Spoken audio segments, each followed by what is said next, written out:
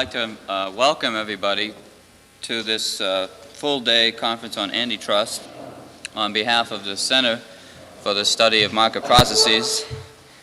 I think we have an interesting day ahead of us to debate some hopefully innovative ideas in the whole area of antitrust.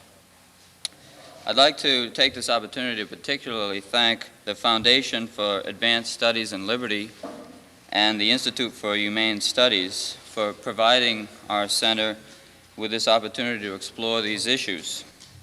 If you'd like to have more information about these two organizations, we have a representative from them, Greg Demers, who's here today and would be glad to answer any questions.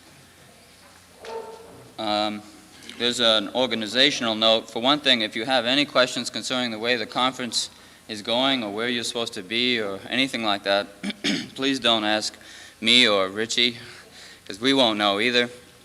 But ask Sharon Gable or Rena Henderson, who were behind the desk in front. They're in charge of all details, and they take care of them quite well. Also, our organization has been set up fairly tightly here. We want to make sure we have time available for question and answer in every session. So if we can try to keep to our schedule, it'll make everything go more smoothly, and we'll hopefully get out somewhere close to the 5:30 or so time we have in mind to get out. There's one change from the brochure and the printed agenda that were handed out. Unfortunately, James McCarty of the FTC was unable to make it today, but in his place will be another representative of the FTC, Thomas Walton, who's very graciously agreed to fill in at short notice for the missing person. But all FTC people are about the same anyway, so it doesn't really matter. I'd like to turn the podium over to our dean so that we can begin the session. Professor Don Eckelman, the Dean of College and Arts and Sciences here at George Mason, will introduce our first speaker. Don Eckelman.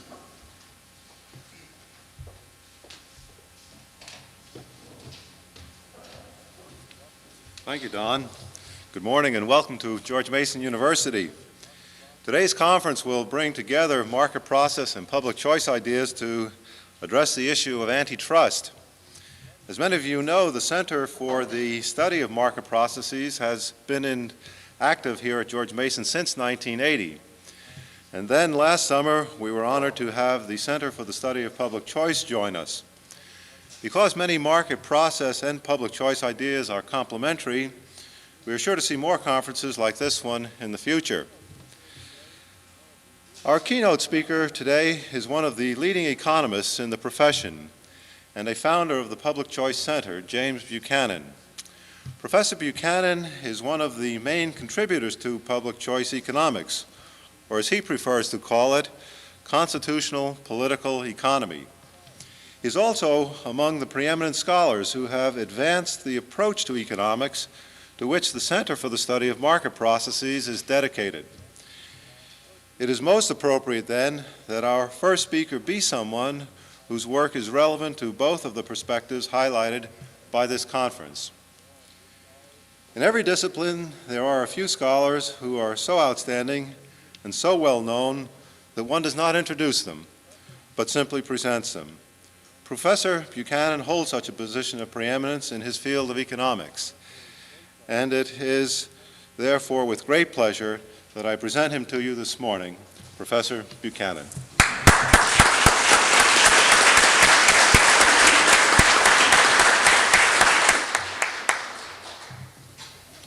Thank you very much, Dean Eckelman. I'm pleased to welcome you also here and to have the opportunity to present these opening remarks. When Richie Fink first approached me several months ago about giving this opening talk, I told him that I was not at all equipped to talk about antitrust, and that applied whether we approach antitrust from a orthodox and anti-orthodox, a public choice, or a market process perspective. And I know, looking at the program, that other speakers will indeed present material that will reflect these and possibly other approaches. and that they will do so as genuine research scholars and experts in analysis, theory, policy, and practice. And if I should get up here and try to discuss antitrust with any precision at all, I'd be surely like the blind man in the nudist camp, sort of feeling my way around.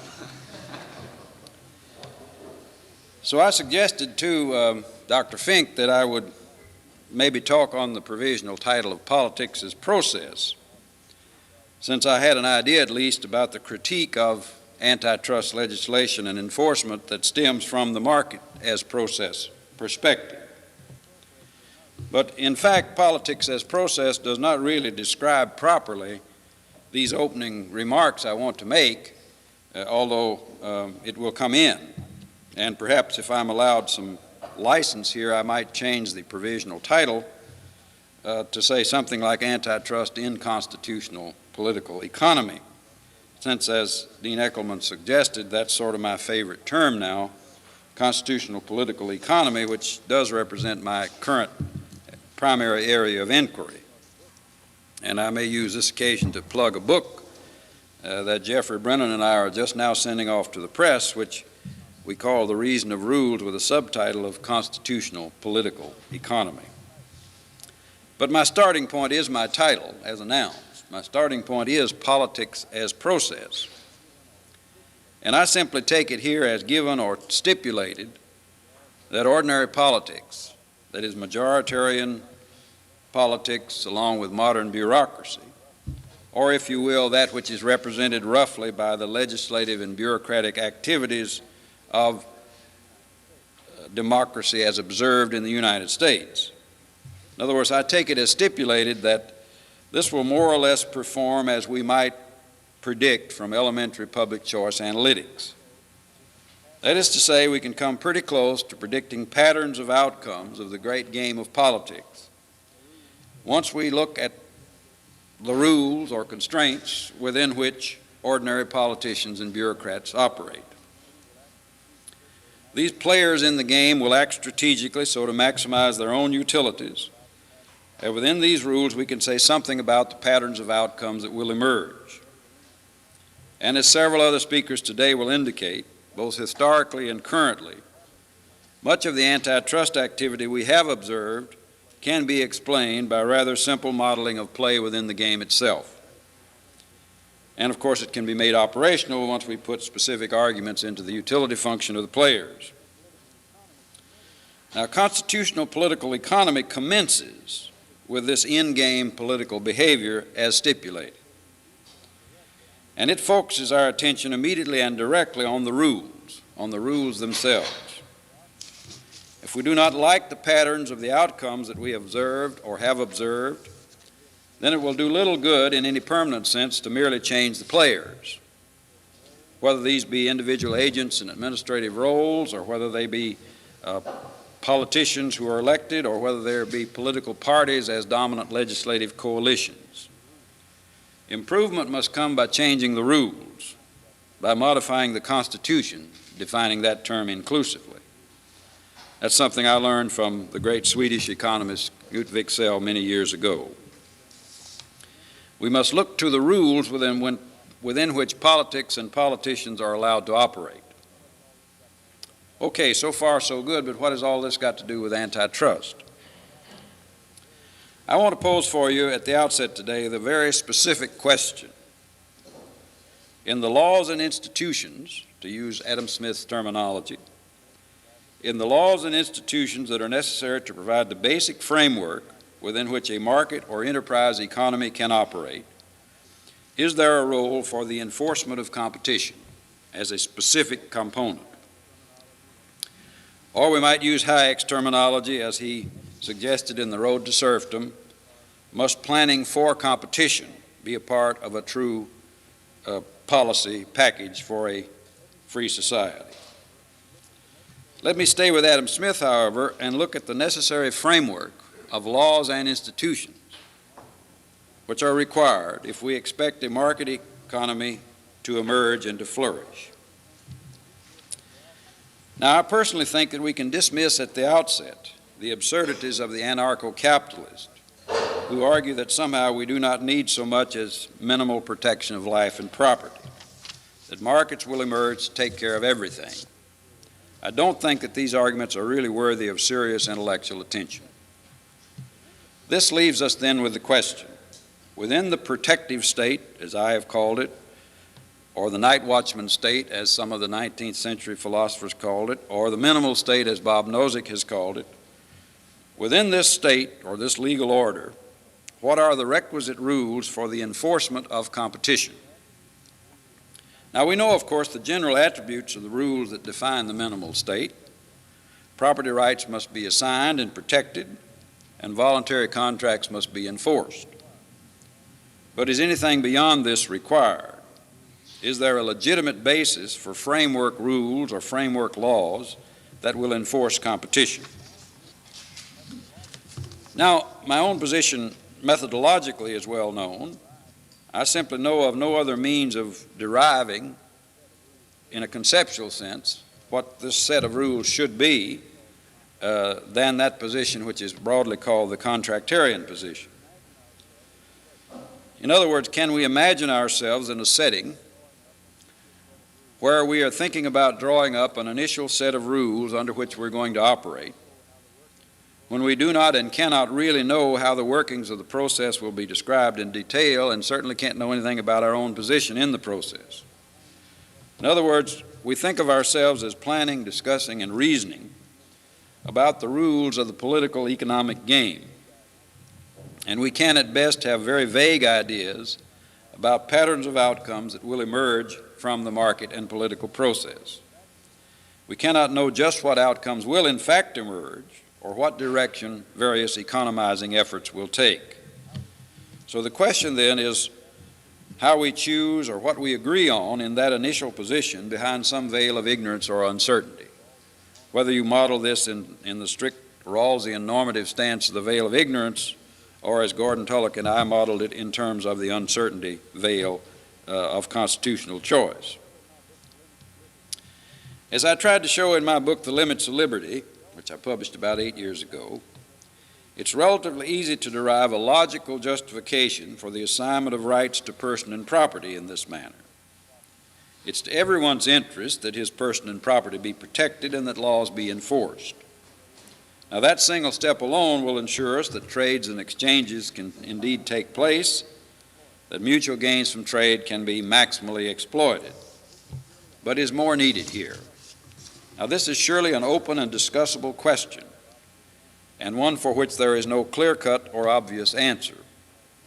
Our thinking about it is confused, I think, by the mixture of law as an evolved order, and the common law being the example, and laws that might be specifically constructed or laid down through legislation. The question as to whether and to what extent the law of property and contract was actually constructed, or whether it has mostly evolved, is an important question, and it confuses the issue, but is really not germane to my direct inquiry here. But I do think the confusion between these two avenues of derivation of positive law does make the argument difficult for us to sort out in some places. So let me put the whole question in a slightly different way. What is required to ensure that Adam Smith's simple system of natural liberty will operate? Since it seemed to me that this is the system we should want to see developed within the set of rules that we should choose. Now, as I've suggested earlier, it's relatively easy to derive rules that would protect and enforce property rights and contracts in that setting of analysis. But then the question is, what is the range over which contracts are allowed to settle down? Is the legal umbrella of the minimal state to be extended to include all possible voluntary contracts? I think there are relatively few who would say yes to this question if they think seriously about it. Now, of course, we hear a lot in conferences like this one particularly about monopolies that persevere only under the legal protection of the state. Even Adam Smith said this much, and there is surely a great deal of merit in that argument.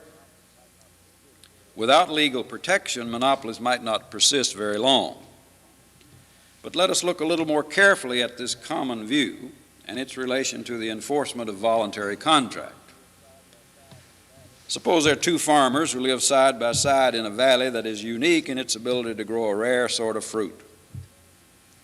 And this fruit grows nowhere else. These two farmers now make a wholly voluntary contract to restrict production and fix price. They form a cartel, in other words. This is a voluntary contract.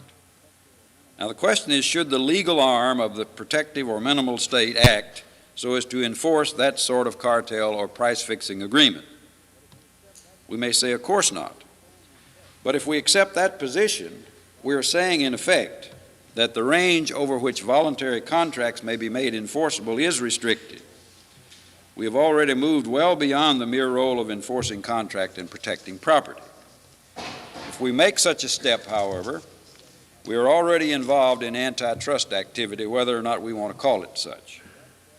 We must somehow make a distinction between that set of voluntary contracts that are subject to enforcement by the state and that set which is to be exempted from enforcement. And we cannot get away by saying that the common law or some equivalent would make better distinctions than the constructive operation and decisions of lawmakers and bureaucrats. Perhaps that claim might be granted, but that claim is limited to the means through which competitive institutions should be guaranteed. And as such, it's not at all related to the larger argument as to whether or not the state should be involved in enforcing competition at all. Now, I realize that there are those among the participants in this conference who think they have a way out of my dilemma. They would say that indeed the state should enforce price-fixing, output-restricting contracts among my two farmers, so long as this is a genuinely voluntary transaction. Those who hold this position would be satisfied, so they might say, with any voluntary contract, along with state enforcement, provided the state itself does not initiate cartel agreements. But what about my two farmers? The argument here would be that so long as entry is free, we need not worry very much about voluntary contracts to monopolize or cartelize. Now, such a position is, it seems to me, defensible only on empirical grounds. To be supported, we would need to show that there are very few highly specialized resources, including locational resources, and that there are very high elasticities of substitution among almost all product lines, both final consumption items and productive inputs. The strength of the argument here, even given a set of empirical facts, would depend also on the speed of adjustment along with the discount rate that is used. There might well be very high elasticities of substitution among all resource inputs and among all final consumption items if you have a long enough time perspective. But short-term elasticities may allow for considerable damage to be done by the monopolizing, cartelizing proclivities of ordinary people. And if the discount rate is high enough, there may be an argument for trying to do something about these proclivities through legal political means. Now, my own prescriptions are perhaps clear from what I have said here. I think that there can be a case made out for having anti-monopoly rules as a part of the overall framework of the laws and institutions of a free society, one within which markets can emerge and function. But note what I have said. I said that the argument is that we have anti-monopoly or pro-competitive rules, by which I mean that somehow or another we have constitutional legal restrictions on the ability of persons and groups to secure and maintain privileged positions in markets. Now, having said this, I realize I have said relatively little about the important next step. What would these rules look like, and how should they be enforced? How would we establish genuine constitutional legal rules that would be immune to the ordinary excesses of politics as process as we can observe it? Now, this is the challenge. The challenge remains, and surely I offer to a group like this no fresh answers.